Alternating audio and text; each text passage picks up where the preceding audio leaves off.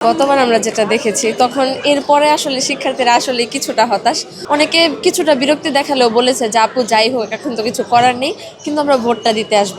আমি আশাবাদী যে আজকে কোনো রকম কোনো প্রবলেম ছাড়াই আমাদের এই নির্বাচনটা সুষ্ঠুভাবে অনুষ্ঠিত হবে। আমি আমরিন জাহান অপি, সঙ্গীত বিভাগের শিক্ষার্থী। আর আজকের এই নির্বাচনে আমি মৌলানা ভাসানী ব্রিগেড থেকে সমাজসেবা ও শিক্ষার্থী কল্যাণ সম্পাদক পদপ্রার্থী। আমার ব্যালট হচ্ছে ৩। এই যে আমাদের প্রায় ৩৮ বছর পর আমাদের ইলেকশন হচ্ছে, একবার যদিও বানচাল হয়েছে, তাও শিক্ষার্থীরা সেখানে তারা জানিয়েছে যে তারা খুবই উৎসুক।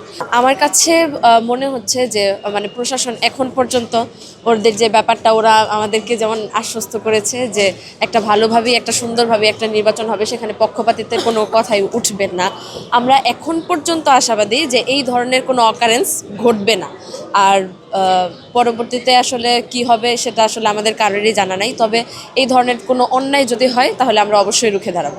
সবচেয়ে বড় ব্যাপার হচ্ছে আমি যখন ইলেকশন করি আমার কাছে মনে হয়েছে যে জয় পরাজয় সেটা আসলে থাকবেই, তবে আমাকে যারা আসলে সাপোর্ট করেছে তারা আমাকে হচ্ছে সবসময় বলে এসেছে যে আপু আপনি পারবেন, আপনার জন্য আসলে সবসময় আমাদের শুভকামনা থাকছে। তো সেই জায়গা থেকে আমার কাছে মনে হয়েছে যে ওদের কাছ থেকে আমি যেরকম সাড়া পেয়েছি, আমি আসলে আশাবাদী যে ইনশাল্লাহ ভালো কিছু হবে। আর মনোবল হতে হয় স্পার্জিত। জেরুসালেম 25 বছরের পথ চলায় নিরাপদে রাখার প্রত্যয়ে। আমার কাছে যেটা মনে হয়েছে, প্রথমত আমি জগন্নাথের স্টুডেন্ট হিসেবে যে ব্যাপারগুলো ফেস করেছি, আমাদের এই ক্যাম্পাসে যদি আপনি প্রধান সমস্যা কিছু বলে থাকেন সেটা হচ্ছে আমাদের আবাসন সমস্যা। তারপর হচ্ছে আমরা দেখতে পাই একজন নারী ক্যান্ডিডেট হিসেবে আমি যদি বলি, আমাদের একটা মাত্র ছাত্রী হলও রয়েছে, সেই হলেও আসলে নানা রকম সংকট রয়েছে। তো এই যে ব্যাপারগুলো, আমাদের আবাসন নেই, তারপর হচ্ছে আমাদের এই বিশ্ববিদ্যালয়ে বিভিন্ন এই যে ক্লাসরুম যে সংকটগুলা, সেই ক্ষেত্রে যে দ্বিতীয় ক্যাম্পাসের কাজ, সেই কাজগুলো নিয়ে কাজ করা। তারপর হচ্ছে আপনার আমাদের দেখা গেছে ছোট্ট একটা ক্যাম্পাস হলেও সেখানে আমাদের যে মৌলিক সুবিধাগুলো, যেমন হচ্ছে আমাদের একটা মেডিকেল সেন্টার রয়েছে, সেই মেডিকেল সেন্টারেরও আসলে যে কাজকর্মগুলো সেগুলো আসলে ঠিকঠাক হচ্ছে না, ওই ব্যাপারগুলোকে দেখা।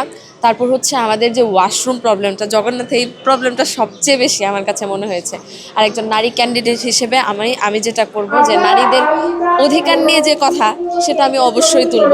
দেখা গেছে এটা নিয়ে অনেকে পজিটিভলিও কথা বলছে, আবার নেগেটিভ নিয়েও কথা বলছে, কিন্তু আমার কাছে মনে হয়েছে যে নারী শিক্ষার্থীদের জন্য আরও কাজ করা দরকার। এই যে জগন্নাথে এতদিন পরে ইলেকশন হচ্ছে, আমরা সেখানে দেখেছি নারী প্রার্থীদের সংখ্যা খুবই কম, প্রায় 17,000 শিক্ষার্থী, সেই 17,000 শিক্ষার্থী থেকে মাত্র 18 জন প্রার্থিতা করছে নারী। তো সেই ব্যাপারটা কেন?